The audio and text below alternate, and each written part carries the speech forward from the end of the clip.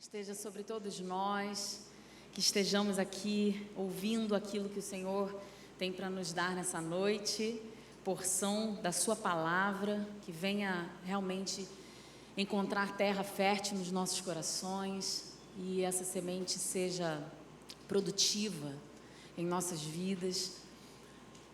Já digo que essa palavra primeiramente caiu no meu terreno, no meu coração.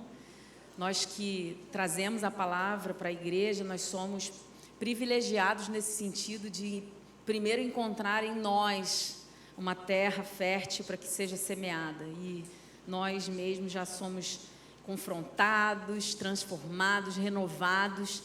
E sim, vou agora explanar para vocês aquilo que o Senhor deseja falar para nós como igreja nessa noite. Quero pedir para você fechar os seus olhos, vamos orar, desligar o seu celular, para que a gente nada tire a nossa atenção. É uma palavra, de certa forma, vai trazer algum incômodo para nós, certamente, porque são coisas que nós precisamos mudar na nossa vida. Então eu oro, Senhor. Eu oro para que o Senhor venha agora trazer para as nossas mentes a Tua vontade. Que não sejamos aqui, Senhor, cativos às nossas distrações, mas sejamos cativos ao Teu querer. Aquilo que o Senhor deseja falar conosco.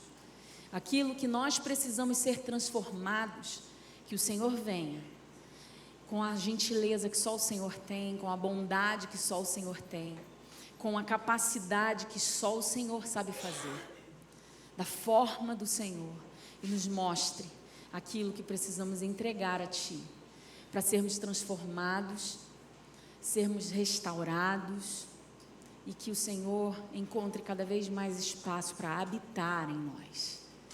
Toma conta, Senhor, desse lugar, toma conta, Senhor, de tudo que está acontecendo aqui em volta, que sejamos mesmo, Senhor, agora, capturados pelas Tuas cordas de amor, e que ouçamos a Tua voz, somente a Tua voz, que nada mais seja dito aqui, além da Tua voz, em nome de Jesus, amém? Quero pedir para você abrir a sua Bíblia, em 1 Reis,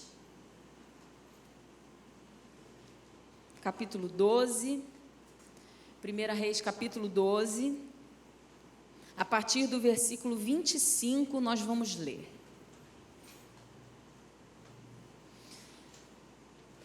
Quando você abrir, você olha aqui para mim, antes da gente ler, eu vou te dar o contexto para a gente depois começar a ler e você já entender o que vai ler, tá bom?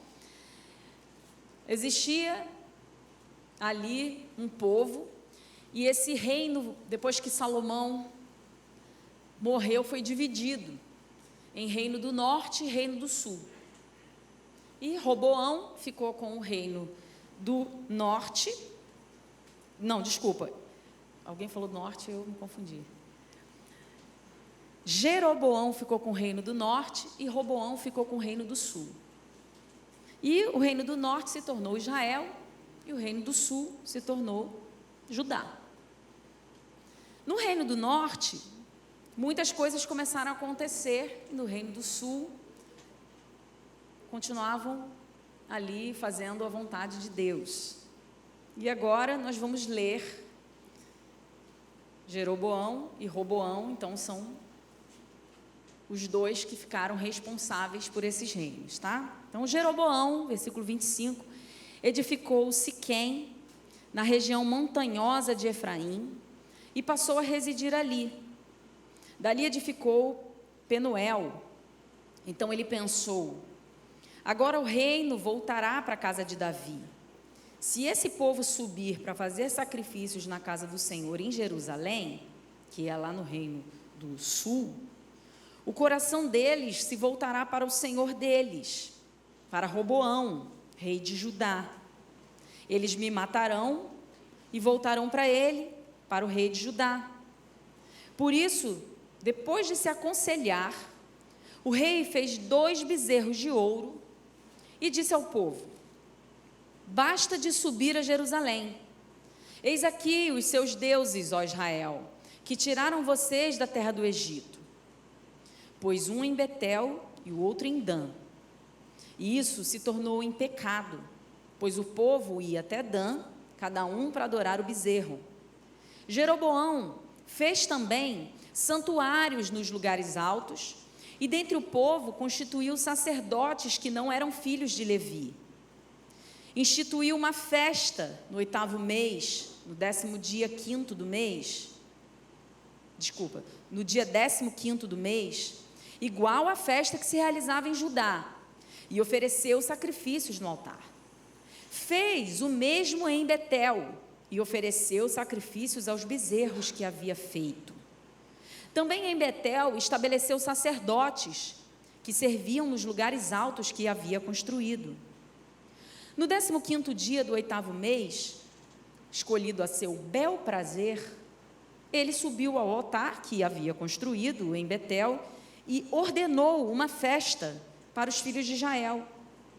Subiu, então, para queimar incenso. Preste atenção. O contexto aqui, que você já entendeu, houve uma divisão de reinos, Jeroboão ficou com o reino do norte. E Jeroboão começou a ter medo. Por quê? Quando ele ficou com o reino do norte, o povo dele tinha que sair uma vez por ano para prestar culto e oferecer sacrifícios, porque era cultura, lá no outro reino, porque lá era Jerusalém. E ele começou a pensar assim, como você leu aqui comigo: se continuar desse jeito, esse povo vai acabar ficando por lá, porque ele conhecia o Roboão e sabia como ele estava lidando com as coisas de Deus, e o povo ia querer ficar por lá. E aí, depois dele se aconselhar, a Bíblia diz, no versículo 28, depois dele se aconselhar com algumas pessoas, que conselheiros foram esses? Ele fez 2 bezerros. Já sei o que eu vou fazer. Eu vou criar um jeito do povo não precisar mais ir lá, ficar por aqui. E ele começou, você lê no versículo 29, eu fui marcando no meu texto, ele pôs um bezerro em Dan, fez o povo adorar o bezerro, fez também santuários, constituiu sacerdotes. Olha o que está escrito aqui no 31, que não eram filhos de Levi. Para ser sacerdote, nessa época, precisava ser levita. Ele fez sacerdotes sem serem filhos de Levi, pegou ali outras pessoas, outro tipo de gente que não era destinada àquilo e ordenou para que fosse. Ele instituiu então esses sacerdotes, instituiu festas, aí a Bíblia diz, iguais à festa que ele realizava em Judá, ele fez aqui. Estabeleceu altares. Pronto, gente, olha, está tudo aqui, vocês podem fazer, faz de conta que vocês estão lá, mais ou menos isso. E o povo entrou em pecado, porque fez exatamente isso. E hoje eu quero falar, trazendo para nós,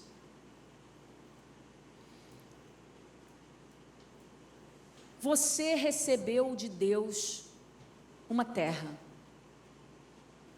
que é a sua família, que é o seu trabalho, que é o seu ministério, que são seus filhos, né? Que é o seu casamento. Quero que você pense nesses contextos que eu estou colocando aqui para você agora. Jeroboão, por medo de perder o controle, de acontecer algo fora da sua expectativa, preste atenção nisso, ele negociou e criou uma nova forma de adoração a Deus, uma nova forma de culto, uma nova forma de viver para Deus, porque o que era para ser feito era o que estava sendo feito, mas ele, por medo, negociou e criou um sistema novo, o seu próprio sistema de adoração. Ele não abandonou, vejam bem, você pode ver aqui no texto, ele continua cultuando. Ele continuou, mas ele adulterou a sua forma de adoração. Ele começa a trazer a idolatria com a intenção, não, vocês vão continuar adorando, mas olhem para esses bezerros, que é como se vocês estivessem vendo lá os sacrifícios e fazendo aquilo. Tragam para cá, olha, eu vou construir altares.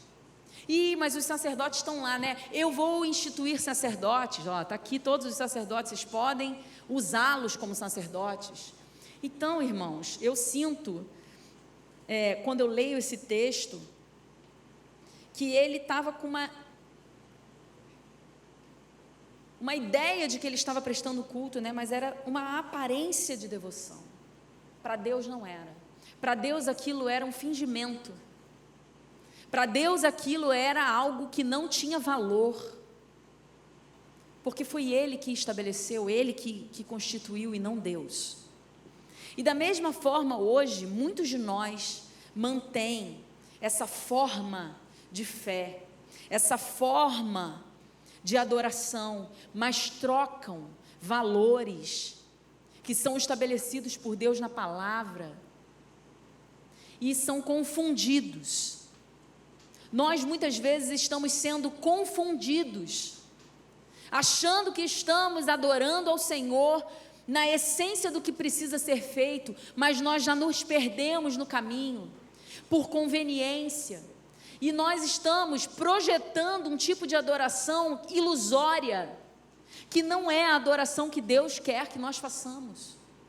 Porque que Deus deseja que nós façamos é a adoração genuína, com a essência voltada para Ele, onde nós não estamos buscando nada para nós, não é por conveniência, não é por necessidade e nem conforto, nós buscamos ao Senhor pelo que Ele é, e se precisar que nós morramos, eis-me aqui, Senhor. Esse é o verdadeiro culto a Deus. O problema é que nós estamos acostumados e vivendo numa sociedade hoje em dia, principalmente, onde não pode haver sofrimento, não pode haver tristeza, não pode haver nada que nos tire da nossa felicidade. Uma felicidade ilusória. Porque a Bíblia diz que feliz mesmo é a nação cujo Deus é o Senhor. E não estamos falando de território. Estamos falando da nossa casa, do nosso trabalho, dos nossos filhos e sim também da nação território. Mas eu quero que você agora peça para o Espírito Santo te dizer e mostrar para você, existe algum tipo de adulteração na sua forma de adoração, em algum quesito da sua vida? O Espírito Santo vai te mostrar. Existe algo que precisa ser transformado e restituído para que você adore genuinamente. O homem moderno, ele reconstruiu altares de acordo com a sua necessidade, com os seus medos. E eu vou dar alguns exemplos aqui, você vai ver. E Deus hoje está nos chamando para restaurar os valores originais da adoração, para que Ele seja visto. Restaurar para que nós não sejamos confundidos, enganados, iludidos, mas que nós estejamos caminhando sim em verdade. E eu dei o título dessa mensagem de não negocie. Aquilo que o Senhor quer que nós façamos, façamos. Voltemos à essência do Evangelho, porque tem muita gente falando muita coisa, tem muita igreja pregando muitas novidades, e o Evangelho não é novidade, ele é uma boa nova, né? Mas não é uma novidade hoje, ele sempre foi, e ele é simples, é você olhar para Cristo, e entender que Ele é o único caminho de salvação e dar a sua vida a Ele, para que Ele viva em você e para que Ele diga aquilo que Ele deseja da sua vida, e você fala: por onde eu for, eu quero que a sua luz brilhe em mim. Se o Senhor quer que eu esteja lá, estarei lá. Se o Senhor quer que eu esteja aqui, que eu esteja aqui. Se o Senhor quer que eu fale, eu falarei. Me cale, me calarei. Ele foi o próprio exemplo para nós, e nós vamos ver isso aqui nessa noite. E eu quero começar pelo casamento. Casamento, originalmente estabelecido por Deus, sem as negociações atuais, ele é uma aliança. Uma aliança feita entre um homem e uma mulher, com a bênção de Deus, para que ele seja manifesto naquela família, e que ali inicia uma nova caminhada, sem o pai e sem a mãe. Que homem e mulher juntem-se para celebrar a glória de Deus, para juntos estabelecer o reino de Deus por onde forem, para que quando sejam vistos, percebam que a glória de Deus está sobre eles. Esse é o casamento aliança. Então Deus ajuntou e o homem não separe. Mateus 19, versículo 6 diz isso. Então, o valor original de Deus num casamento é a aliança. Mas no mundo, não é uma aliança, é um contrato. Um contrato de serventia, onde muitas pessoas começam a se relacionar e, se eu achar que é bom para mim, eu me casarei. Aliás, nem sei se precisa casar, né? Porque depois dá tanto trabalho. Se formos nos separar, melhor a gente juntar. E as negociações vão acontecendo. E aí já começamos a dar novos nomes para casamentos. União, estável, tantos anos juntos, já nem precisa mais fazer isso. Para que botar aliança? Isso é besteira. E aí começa a entrar na sociedade e nas nossas casas, nas nossas mentes, nas nossas mesas, conversas que nos desviam da originalidade de um casamento e de uma aliança, onde o Senhor estabeleceu ali a sua santidade. Não é a minha santidade e a do meu marido apenas, mas é a santidade dele sobre nós, que nos faz ser santos, porque ele é, e ele é a terceira dobra do meu casamento. Então, porque ele é santo, eu quero ser uma mulher separada para o meu marido, e porque o meu marido vê Deus, quer ser separado para mim. Então, não há negociação.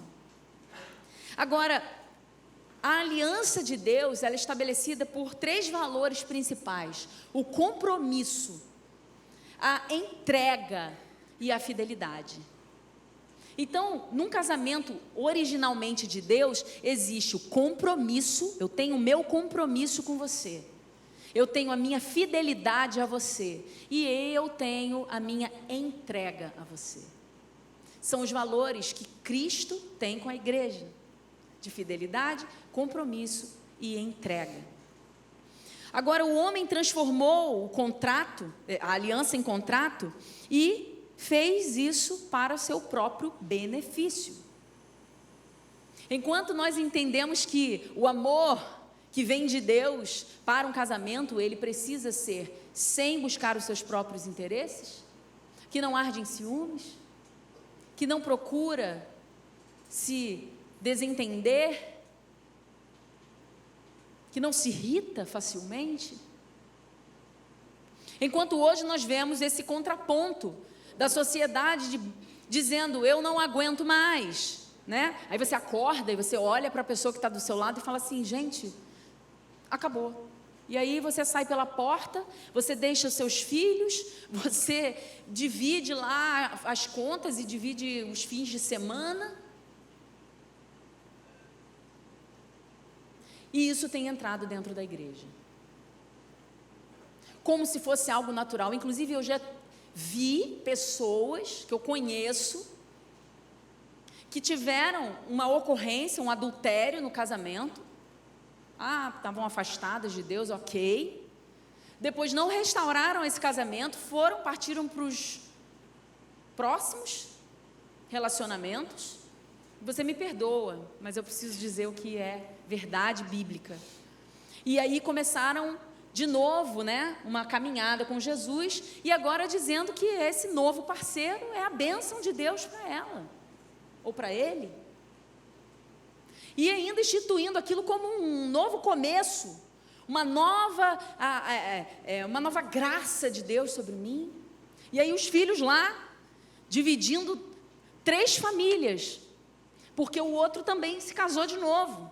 E aí tem uma criança no meio que divide um pai, uma mãe, um padrasto, uma madrasta. E aí cheguei a ver uma foto com todos reunidos, dizendo assim: Deus é bom, Deus perdoa, e começa tudo de novo. Me perdoem, esse não é a origem do que Deus tem para nós.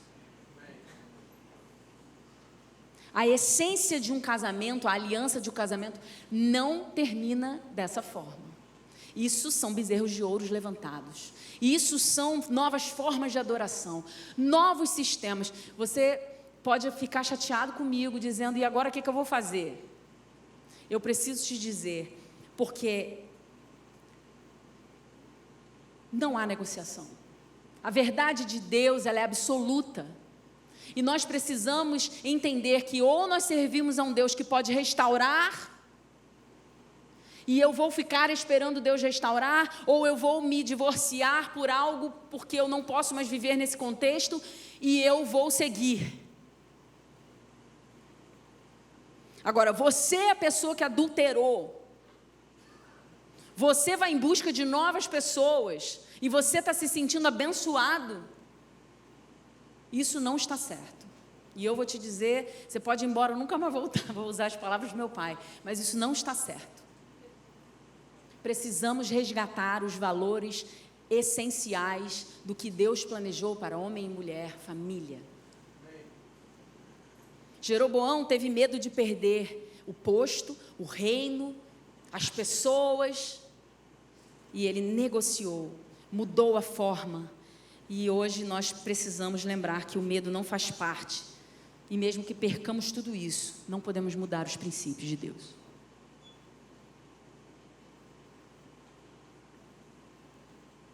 Reconstrua o altar da sua casa, do seu casamento, da fidelidade, da renúncia, da entrega. Casamento é uma entrega mútua diante de Deus. Se você se sente ofendido no seu casamento, procure ajuda. Busque a sua liderança. Porque o Senhor restaura. O Senhor traz restauração para aquilo que está quebrado. Esse é o nosso Deus. Senão não precisamos estar aqui, irmãos. Estamos pregando um Deus que não faz. Não é verdade? Nós pregamos um Deus que faz. Que olha os corações contritos e restaura aquilo que precisa ser restaurado, principalmente quando é a sua própria vontade.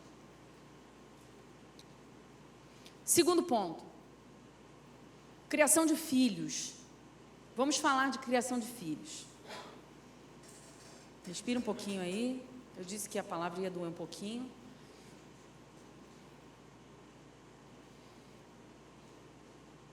Filhos não são instagramáveis. Filhos não são para você desfilar no campo de São Bento. Filhos não são para você botar a melhor roupa e o melhor penteado para mostrar que você é uma pessoa que cuida. Filhos não são para você exibir talentos, notas, seja lá o que for, para preencher o seu ego, para trazer para você um conforto, ou talvez realizar a sua própria projeção. Filhos são herança do Senhor nas nossas mãos, como flechas nas mãos do arqueiro. E as flechas nas mãos do arqueiro, elas não ficam nas suas aljavas, elas são lançadas com um propósito, e não ficam aqui. Então, nós preparamos as flechas, e estão nas aljavas até que seja necessário lançá-las com um fim proveitoso. E elas se vão.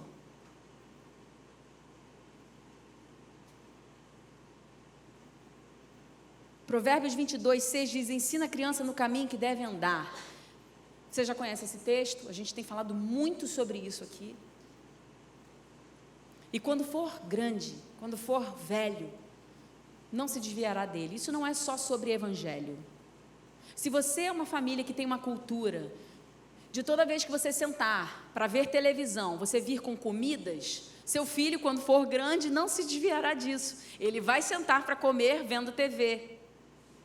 Se você for uma família que se exercita com ginástica, academia, esporte, seu filho, quando for grande, não se desviará disso. São culturas impressas. E, obviamente, eu ensinando a criança no caminho em que deve andar, e aqui eu estou falando agora sim de evangelho, eu estou sendo o que? Discipula.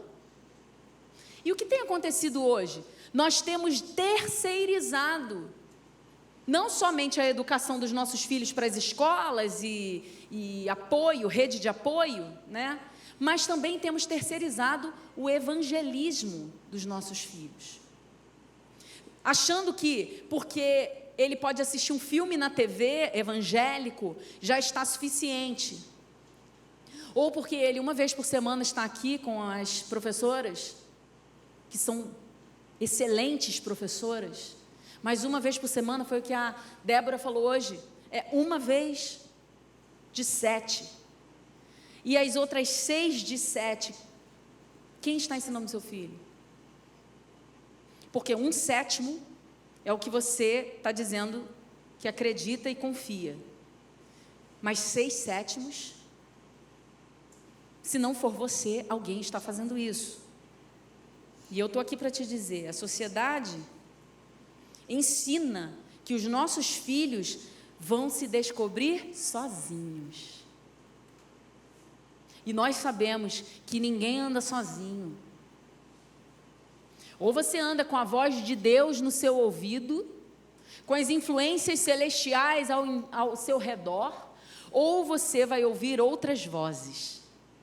E isso inclui a voz do inimigo. E se você é um pai ou uma mãe que não está intencional nesse sentido e não está protegendo os seus filhos, eu vou te dizer, sem medo de errar, vai dar ruim. Por quê? Por mais bem cercado que o seu filho esteja de pessoas de bem, o inimigo se aproveita de brechas. E você está dando 6/7 de brecha para ele se aproveitar. Se você está aqui confiando que uma vez por semana ele está ali na palavra. Então, irmãos, Jeroboão, aqui a gente leu, ele criou os seus próprios sacerdotes. Ele disse, falou assim, olha só, não precisa daquilo tudo lá não. Esse negócio que Deus estabeleceu, preste atenção aqui. Esse negócio que Deus estabeleceu, de que precisa vir de uma tribo, pessoas consagradas, e tem que ser naquela linha, naquela linhagem, esquece aquilo lá, tá? Eu vou falar para vocês o seguinte, eu vou criar um tipo de gente, e eles vão ser seus sacerdotes. Tem muitos pais que fazem isso, de outra forma. Não só em relação à igreja, não precisa daquilo lá não, aquilo lá é muita coisa. Essa parafernália de ler Bíblia todo dia, e devocional, e meditação, que hora você vai estudar? Eu estou muito à vontade para falar isso para vocês. Eu tenho 3 filhos, se você não me conhece, e eu sei o quanto é difícil a gente competir com 17 matérias curriculares que uma criança de 10 anos tem para fazer. Eu sei. Só que nós precisamos escolher as nossas batalhas. Você não é um pai que vai ensinar o seu filho a ser medíocre e entregar o mínimo. Não, porque a Bíblia diz que tudo que vier à sua mão para você fazer, faça como se fosse para o Senhor. Mas você pode cortar muitas coisas que estão roubando o tempo do seu filho fazer o que ele realmente precisa fazer. Então eu sou uma mãe que eu cobro nota, sim, eu cobro atividade, mas eu também, na mesma medida, eu cobro devocional. eu cobro o joelho no chão, eu cobro busca de dons, eu cobro ouvir o que nós estamos falando, com um olhar atento, com um sorriso no rosto, agradecendo a Deus porque você tem um pai e uma mãe que estão falando na sua vida e trazendo Deus para essa mesa. Está cansado, amor? Que pena. Toma uma água, lava o rosto, porque você pode ficar cansado para fazer aquelas outras coisas todas que são desnecessárias, mas para isso você vai precisar ouvir. Eu já botei, irmãos, você pode achar que eu sou uma mãe ruim, mas eu já botei meus filhos para ouvirem o que eu tinha para falar naquele dia, sobre Deus, uma correção que eu precisava fazer, que eu estava percebendo na minha casa. Eles estavam com sono, o assunto estava se estendendo, eu precisava terminar aquilo. E eu falei, vamos ficar de pé? Porque de pé, você não vai sentir sono. Eu vou falar para alguns irmãos ficarem de pé daqui a pouco aqui. Brincadeira. De pé você não vai sentir sono. E meus filhos tiveram que ficar de pé me ouvindo. Aí você pode falar assim, olha, a educação positiva, ela vai dizer que você está traumatizando os seus filhos. Você já parou para pensar que eles daqui a pouco não vão aguentar mais ouvir falar de Deus? E não vão querer saber mais de Bíblia, porque o que você está fazendo é uma loucura. E aí eu vou dizer para vocês, irmãos, você pode falar o que você quiser, eu estou lá, continuo fazendo a mesma coisa. E aí agora eu estava sentada ali e vi o grupo de louvor jovem aqui, que eu conheço todo. Vi nascer. Só não vi nascer o Lucas, mas o Lucas chegou aqui jovenzinho, 18 anos, agora está casado. O resto todo eu vi nascer. Um é meu filho próprio, o outro é o Perilinho e a Valentina ministrando louvor aqui. Todos. E eu estava contemplando esse grupo jovem e falando assim, Deus é fiel. Deus é fiel. Porque essas pessoas vieram de pais rígidos, de pais que falam de Deus o tempo inteiro, que inculcam a palavra, que dizem, aqui não entra isso, isso você não vai fazer, nesse lugar você não vai. Eu conheço de sentar à mesa com essas pessoas, de caminhar com essas pessoas, eu tenho aliança com essas pessoas. Eu sei o que eu estou falando. E eles estão aqui num domingo, de manhã e de noite, louvando ao Senhor. Você pode achar, né? Porque quando eram adolescentes, as pessoas, no meu caso, meu filho ainda é um adolescente, as pessoas podiam achar assim, mas ele não tem escolha. Mas agora eles têm escolha, principalmente esses 3 que eu falei, que são adultos. E a escolha continua sendo Deus. A escolha continua sendo, nada vale a pena, senão o meu Senhor. Então não existe isso. E você olha para essas pessoas, e tem outros jovens, eu estou falando do grupo de louvor, mas tem outros jovens, eu estou olhando aqui, como o Senhor tem contemplado a nossa juventude, com bênçãos de fidelidade, de aliança, porque viram seus corações de entrega, de renúncia. Então, pai e mãe, esse é o caminho. Não ache que você está sozinho, e que você vai sucumbir, porque a sociedade vai te engolir. Tem muitos pais hoje aqui, levante a sua mão se você é um desses pais que enfrentou a sociedade, enfrenta, remando contra. Levante sua mão. Olha, estamos aqui porque cremos no Senhor, e Ele é o penhor da nossa salvação. Ainda que nossos filhos sejam rejeitados, que são, ainda que nossos filhos sejam humilhados, que são, se o Senhor não os exaltar, eu rasgo a minha Bíblia, e o Senhor tem os exaltado, desde já. Mas não é sobre isso, porque assim como Sadraque, Mesaque e Abidnego disseram, eu não sei se meu Deus vai me livrar dessa fornalha, mas saiba você, ó rei, que se Ele me livrar ou não, Ele continua sendo o meu Deus. Isso foram jovens que disseram. E aí você vem e diz assim, custava Sadraque, Mesaque e Abidnego ajoelharem ali no meio daquela multidão, dizendo assim, Senhor, Tu conheces meu coração, eu te amo, Jesus, Deus, você é tudo na minha vida, não há outro Deus além de Ti. Ó Deus, Senhor sabe que eu sou só teu. Porque o Senhor não olha o nosso coração? Então qual seria o problema dele se ajoelhar? Desafiar o seu Deus. Então olha aqui para mim e você. Quando desafiam o nosso Deus, aí é que fica bom. Aí é que você vai ser levado a lugares altos, aí é que você vai ser exaltado, mas olha só, para que Ele brilhe, para que a sua luz resplandeça. Então confia no Senhor. Hoje a palavra foi linda. Entrega o seu caminho ao Senhor, confia nele e tudo mais Ele fará. E se Ele não fizer, é porque Ele fez. Se Ele não fizer o que você estava esperando, é porque Ele acabou de fazer o que Ele quer. E essa é a vontade perfeita do Senhor. Então, irmãos, Jeroboão, criando esses sacerdotes, foi fora, da instrução divina. E os pais precisam voltar a ser esses sacerdotes originais. E não deixar que o mundo crie os pais sacerdotes que eles acham que é. Irmãos, isso é muito sério, vou repetir.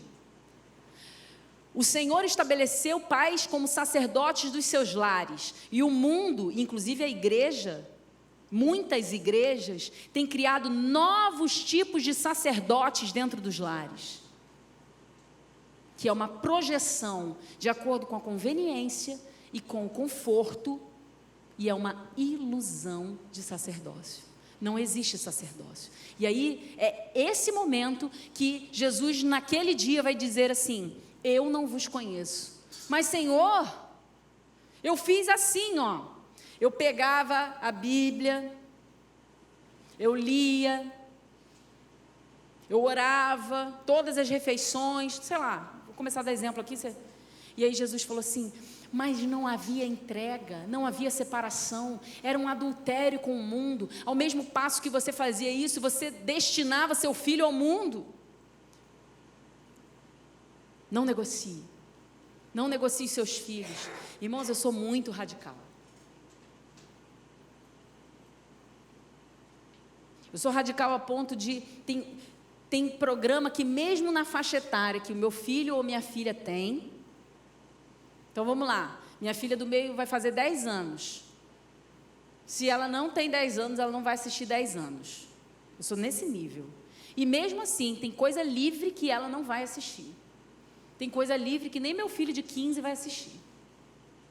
O livro que ela vai ler, eu vou ler antes, mas não dá muito trabalho não, então lê junto. Então lê alto, que eu quero saber o que você está lendo.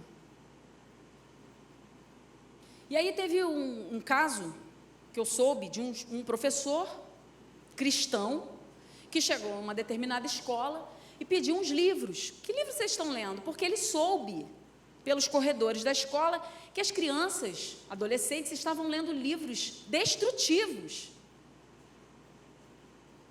Um professor cristão, numa escola cristã, olhou uns livros esquisitos, de famílias cristãs, livros destrutivos. Por que essas crianças estão lendo isso? E aí, ele falou assim, faz o seguinte, traz uma listinha para mim dos livros, pegou uma criança lá mais direitinha, o que vocês estão lendo? Fiquei curioso, o que vocês estão lendo aí? E aí, uma das alunas falou assim, você não tem que saber o que eu estou lendo? Isso é minha intimidade. Nem meu pai sabe o que eu estou lendo. Está aí a resposta que eu precisava. Meus irmãos, você que é pai e mãe, esse é o tipo de controle que você tem que ter. Não é o que Jeroboão queria ter, não. Porque às vezes nós confundimos um pouco, Eu sou amiga do meu filho, eu sou amiga da minha filha, eu tenho um lugar de segurança que eu estou construindo, eu erro. Mas se um dia eu precisar feri-los, ofendê-los, deixá-los desconfortáveis e tristes por algo que não é negociável dentro dos princípios de Deus, eu serei. E eu sei que quem está comigo é o Senhor, porque o mesmo que vai deixar ele triste agora, é o mesmo que vai consolar e trazer luz e clareza e vai me mostrar ao meu filho, à minha filha, que é assim. Eu preciso confiar nisso. Só que nós temos aberto muito a guarda, porque nós damos tão pouco tempo de qualidade, que na hora que a gente vai sentar para dar o tempo de qualidade, a gente vai precisar chamar a atenção de certas coisas, a gente não quer ser essa pessoa. E aí a gente vai criando novas formas de sermos profetas dentro das nossas casas. E não é assim que o Senhor quer. Quem está comigo? Voltemos ao sacerdócio do nosso lar, não a espectadores. Não assista o que o seu filho está fazendo e fale assim: meu Deus, como é que eu vou fazer isso? Eu vou pedir ajuda para minha amiga, que eu vou falar para ela falar de um jeitinho assim, vou levar para terapia, vou chamar um amigo que sabe como conduzir isso. Você é o pai e a mãe, você gerou, é a sua flecha, você afia, você lapida, porque você ouve a voz do pai, que te deu essa herança, e você sabe o que precisa ser feito, com base no que ele vai te dizer. Então, seja exemplo na sua casa, meu irmão, minha irmã, porque os filhos observam mais as nossas atitudes do que o que nós falamos. Se você me perguntar, eu tenho 43 anos de idade, se você me perguntar, tudo que meus pais falavam para mim, eu me lembro de muitas coisas, mas eu me lembro muito mais do que eles faziam, do que eles eram,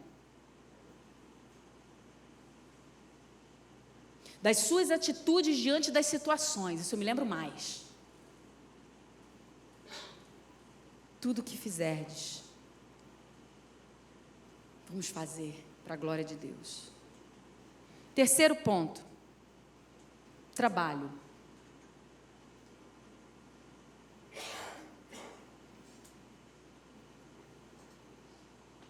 O trabalho, no valor bíblico, ele é algo que o Senhor nos deu para o nosso sustento, para a nossa produtividade, para que a gente consiga ganhar nosso dinheiro e sustentar a nossa casa, a nossa família. No valor humano, o trabalho é status, é honra, é reconhecimento, é riqueza, é ambição, é ganância, tudo contrário ao que o Senhor determinou. Na verdade, nem precisávamos trabalhar na origem de Deus, né? Mas porque o pecado chegou, foi colocado, então, como um castigo, vamos dizer assim. E um dia eu estava conversando com meu pai, a gente estava com uma amiga, e aí essa amiga virou para ele e falou assim: pastor, o senhor que é sábio, estou trabalhando muito. E ela falou isso mesmo, estou trabalhando muito, eu estou num ritmo de trabalho, eu não estou conseguindo nem me relacionar, eu estou ficando velha, ela contando, não consigo me relacionar, conhecer ninguém, porque eu chego exausta. Eu não tenho vontade de ir a lugar nenhum, sair com as minhas amigas para conhecer pessoas, ir a algum culto, né, que tenha lá um jovem solteiro, e o tempo está passando, os jovens solteiros da minha idade estão se casando. O que eu faço? Estou ficando desesperada. Mas eu estou bem no meu trabalho, muito bem, muito reconhecido. Meu pai ficou olhando para ela e disse assim: o trabalho é uma punição? Aí ele disse assim: depende de como você faz, porque o trabalho, na verdade, ele foi te dado para você ser servido. Mas se você serve ao trabalho, aí ele se tornou para você um castigo. E ela falou assim: uau, eu estou sendo castigada. E isso que muda é o seu valor diante daquilo. Não é que Deus te deu um castigo, mas sim o seu coração e a sua forma de ver aquilo. Porque o que o Senhor te deu foi algo para você ter o seu sustento. Se você está indo para um lugar onde você tem muitas promessas, onde você vai decolar, ser visto, ser honrado, enriquecer, e isso vai te tirar da origem do que Deus tem para você, que é ter algo para te dar descanso e provisão, você fugiu da originalidade do Senhor sobre o trabalho. E eu não estou falando de pobreza e da que a gente tem que viver na marginalidade. Marginalidade não no sentido pejorativo, tá? Mas...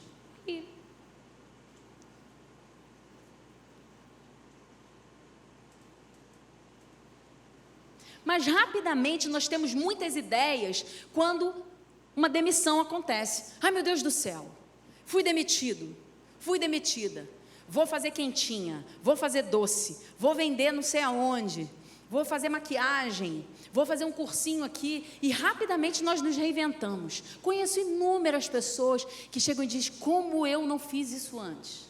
E eu não estou dizendo que você tem que abandonar sua profissão e temos que nos capacitar, mas não torne isso um castigo.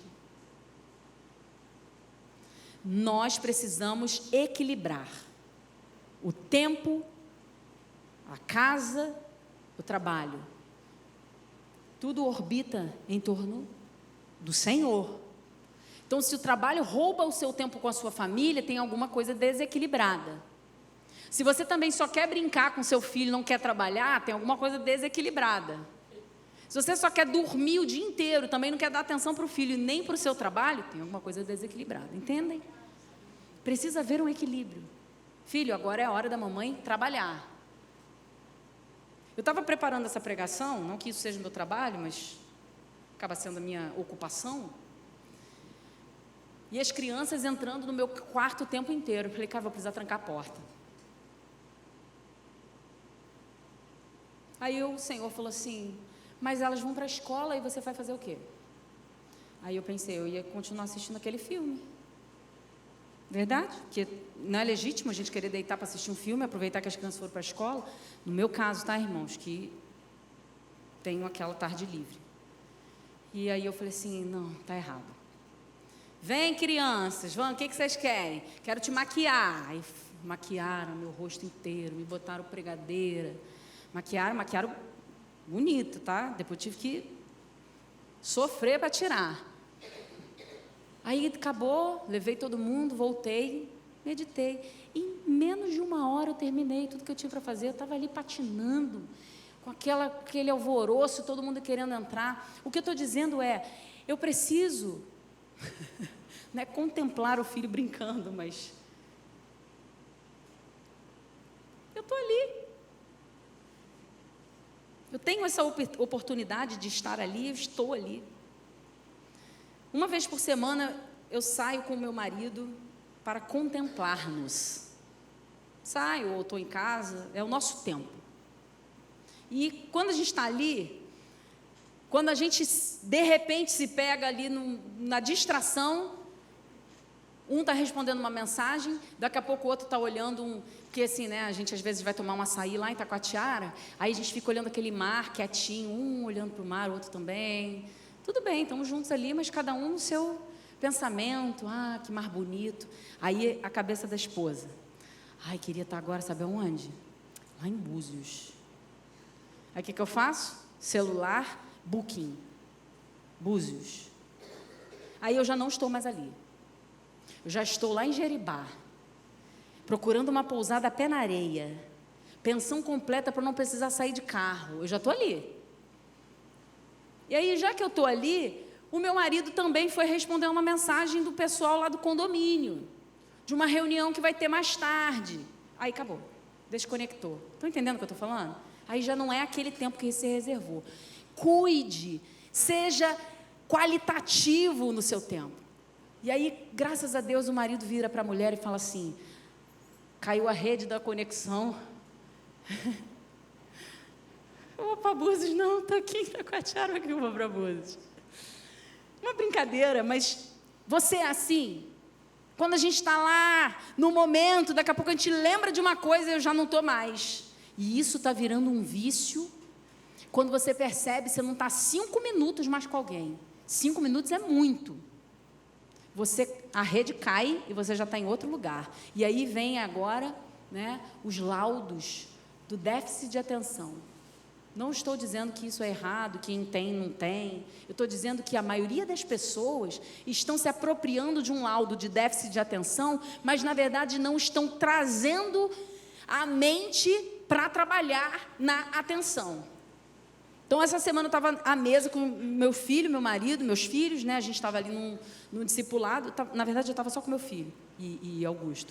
E a gente começou a falar, e o olhar do Bernardo, ele foi fazendo assim, ó. Aí eu já vi, ele não está mais prestando atenção no que a gente está falando. E a cabeça dele longe. E Augusto, ele demora um pouco para perceber que a pessoa não está mais prestando atenção no que ele está falando. Eu percebo rápido. Aí eu falei assim, minutinho, rapidinho. Você está pensando em quê? Estou pensando no meu basquete. Eu falei, cara, a gente está falando outra coisa com você. Eu falei, eu sei. Eu falei, deixa eu te falar. Aí eu falei tudo isso. Fala aí do seu basquete, esvazia a mente. Esvaziou tudo. Eu falei, legal. Agora vamos passar para o próximo assunto, que era o que a gente está falando.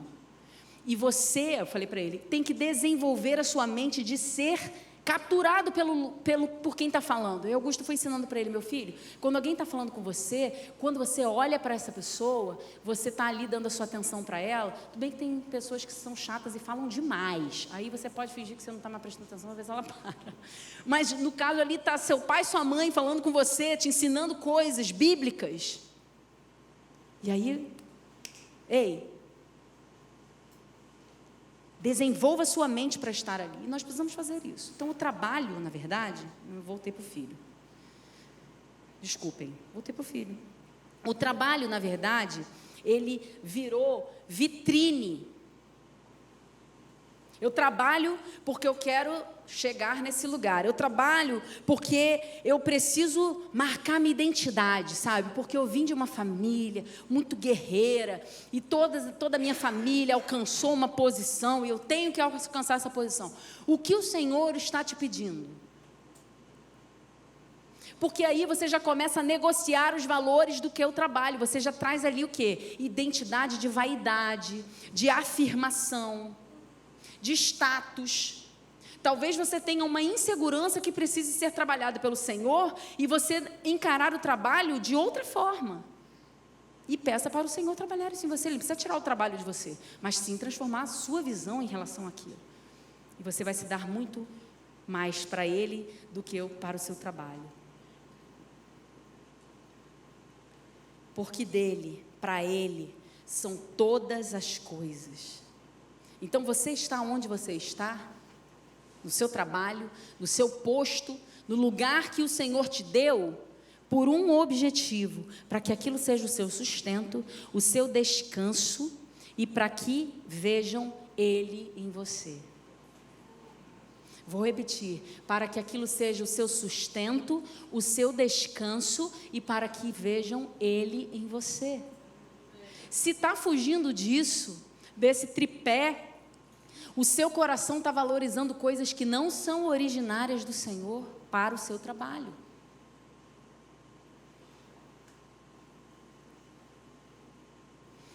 Deus nunca pediu sucesso, Ele pediu obediência. Então, o sucesso Ele vai te dar. Não busque o sucesso. Não busque aquilo que só o Senhor pode te dar. E por último,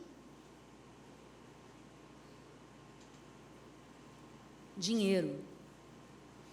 Abra comigo em Mateus capítulo 6, versículos 25 a 34. Mateus capítulo 6. Diz assim: por isso digo a vocês que não se preocupem com a sua vida, quanto ao que irão comer ou beber, nem com o corpo, quanto ao que irão vestir. Não é a vida mais que o alimento? E não é o corpo mais do que as roupas? Observem as aves do céu, que não semeiam, não colhem, nem ajuntam em celeiros. No entanto, o Pai de vocês, que está no céu, as sustenta. Será que vocês não valem muito mais do que as aves? Quem de vocês, por mais que se preocupe, pode acrescentar um côvado ao curso da sua vida? E por que se preocupam com o que vão vestir? Observem como crescem os lírios do campo, eles não trabalham, nem fiam. Eu, porém, afirmo a vocês que nem Salomão, em toda a sua glória, se vestiu como qualquer um deles. Agora, se Deus veste assim a erva do campo, que hoje existe e amanhã é lançada no forno, não fará muito mais por vocês, homens de pequena fé.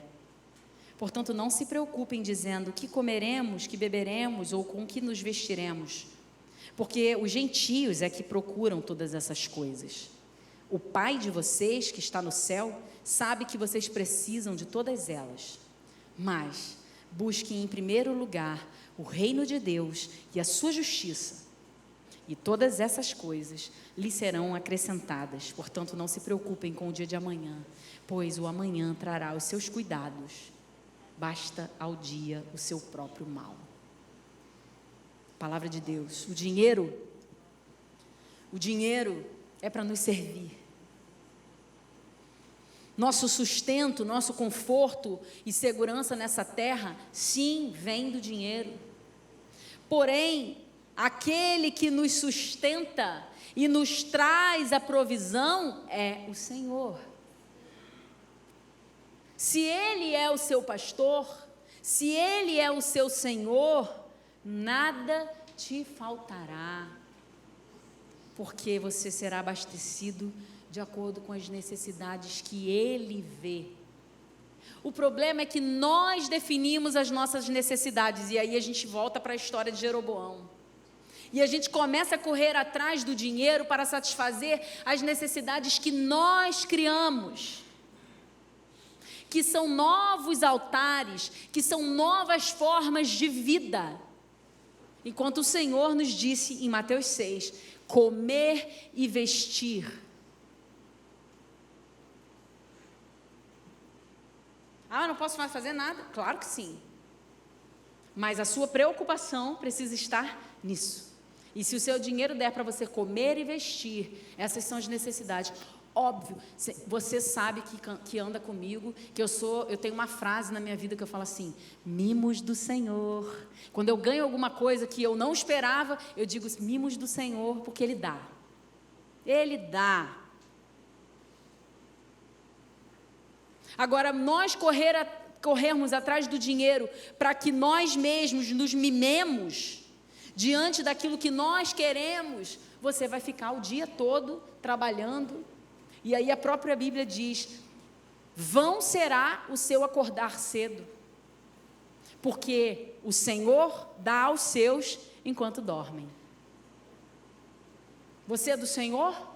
Descanse, porque enquanto você dorme, Ele está preparando a colheita, Ele está lá aprovisionando na sua despensa, na sua saúde, na sua casa, Ele está cuidando de todas as coisas. Existe lugar melhor?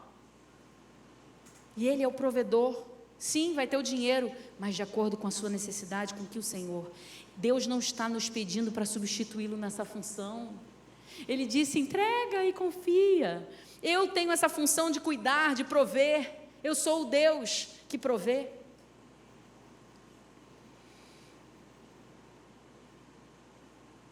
Servir ao dinheiro ou servir a Deus? A sociedade entrou nesse ciclo infindável, que na verdade virou um ciclone, que caminha e você está ali, você não sai desse rodamuinho, e que te leva para a destruição. E aí vem as doenças, vem o desvio de foco do seu propósito de vida, você já nem lembra mais por que você começou a trabalhar naquilo. Nem lembra mais como você era quando você iniciou a sua faculdade, quando você pensou em entrar naquele curso, já está totalmente fora do seu foco, e principalmente se você tem uma palavra de Deus para fazer aquilo lá. Não desvie, lembre-se sempre originalmente: o Senhor me chamou para fazer isso e eu vou fazer isso, e o resto Ele me dará. Então precisamos, irmãos, dispensar oportunidades vãs. As oportunidades vão bater na nossa porta, e você tem que saber: é a oportunidade de Deus ou é a oportunidade vã?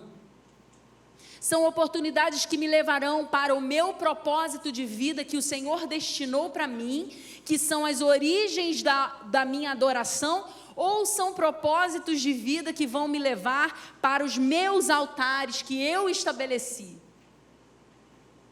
São oportunidades que vão satisfazer o meu ego, a minha vaidade, ao que eu fiz de novo, ou ao que Deus ergueu para que fosse satisfeito?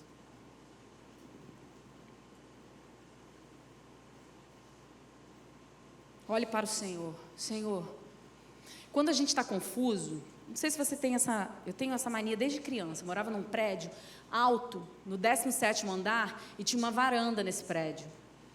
A partir dos meus 10 anos de idade, eu morei nesse prédio. E eu com 10, 11 anos, eu ficava na varanda toda apagada, e na frente do meu prédio tinha um vão, assim, não tinha prédios na frente, era aberto. E eu ficava olhando o céu. Não dava para ver tantas estrelas como se eu estivesse na roça, mas eu via bastante, porque eu estava muito alto, muito acima das luzes da rua. E desde aquele momento eu me lembro que às vezes eu estava angustiada com coisas. A criança não sabe com o que está angustiada, está pesada, está com muita coisa para fazer, ou sei lá, minha mãe brigou comigo, estou chateada com as minhas amigas. Eu ia para a varanda e deitava lá e ficava olhando o céu, e aquilo me trazia paz. E eu vou dizer para vocês, até hoje eu faço isso. Isso é uma forma que eu encontrei de olhar para o céu e contemplar o Senhor, e não só de noite. Se você parar para pensar, você está ali dirigindo no tumulto, ainda mais a gente que mora aqui na região oceânica, e de repente você vê o mar. Ou você está subindo assim a montanha, aquelas árvores verdinhas com aquela névoa em cima, ou então um sol muito bonito com aquele céu azul, contraste com as árvores verdes. Não te dá uma sensação assim, Deus existe, Senhor, você está aqui? Não dá isso. Quando você vê um arco-íris, você não pensa na aliança? O Senhor traz esses elementos para que nós nos voltemos para Ele. Então eu falo para você, vá para lugares que te lembram Deus, que te resgatem, e ore, contemple o Senhor, sim, no seu quarto lá, ajoelhado, mas tem horas que quando você olha para o céu, você se lembra, você sai do tumulto, você está ali absorto, e aí você, peraí, eu tenho um pai que cuida de mim, e aí você se lembra. Agora, eu quero falar sobre o último ponto do dinheiro, no dinheiro, um último ponto. Gente, a generosidade está intimamente ligada ao dinheiro, mas a generosidade, ela não é só sobre isso, e ela virou moda.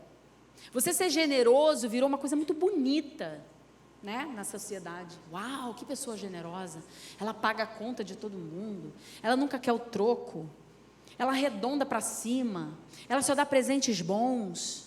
Uau, aí vira o espelho da generosidade.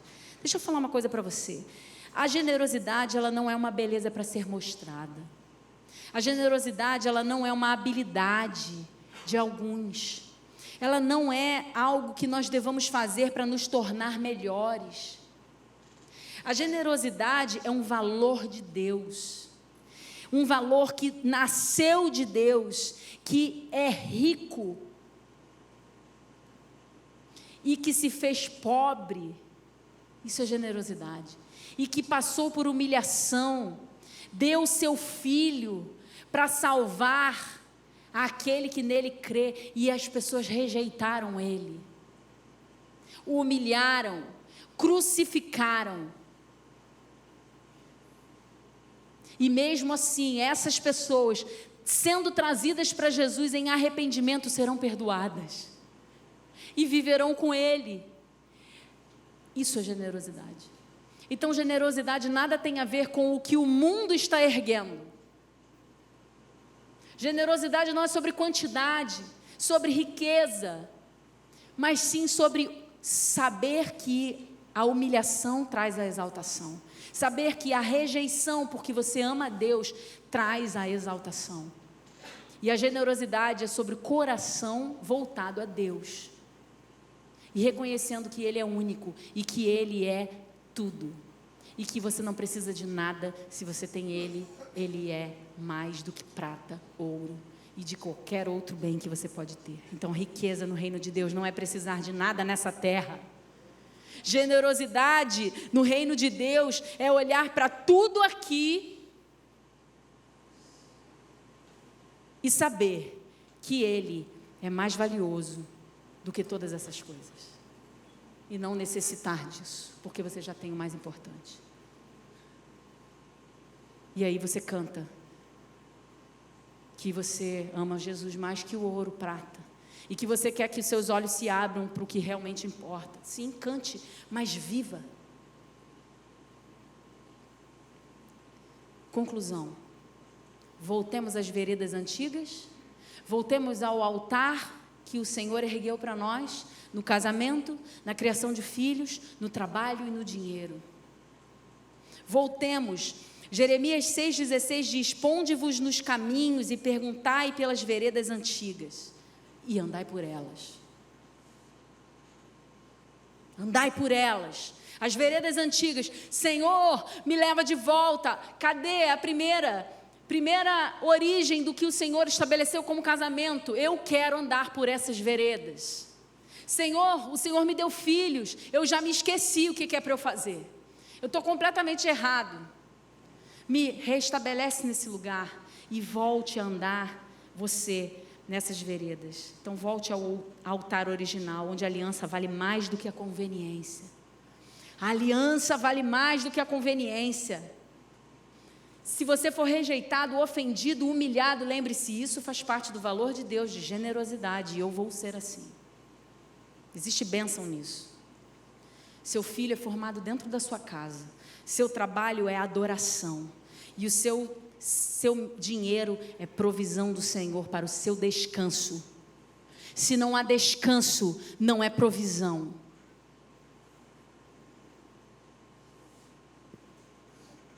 Feche seus olhos. Eu quero, em nome de Jesus agora, que o Senhor continue tocando no seu coração, na sua mente, e te lembrando aí. Vou dar um tempinho para você ouvir o Espírito Santo continuar falando sem a minha voz. Depois eu vou te convidar. Nós vamos orar juntos aqui no altar.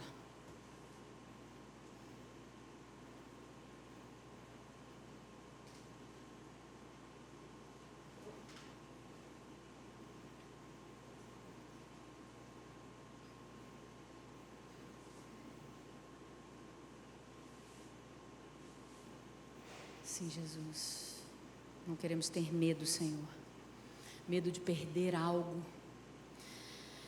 Restaura em nós, Senhor, os valores originais do Teu reino, Jesus. Não queremos viver fora da Tua vontade.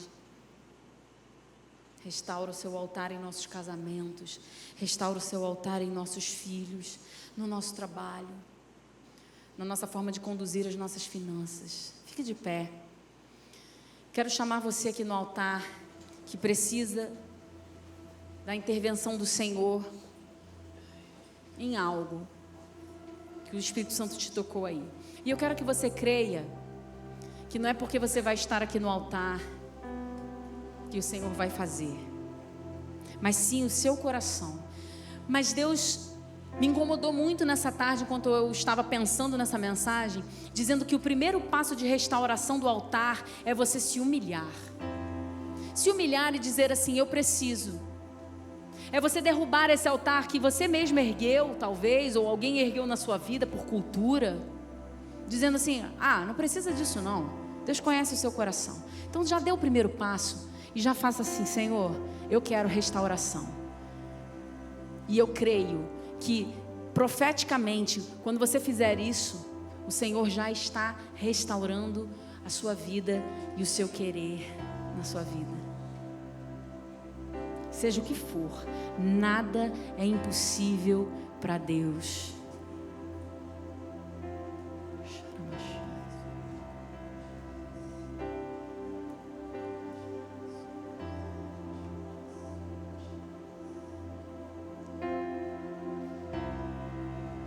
Sim, Jesus, essa é a minha oração.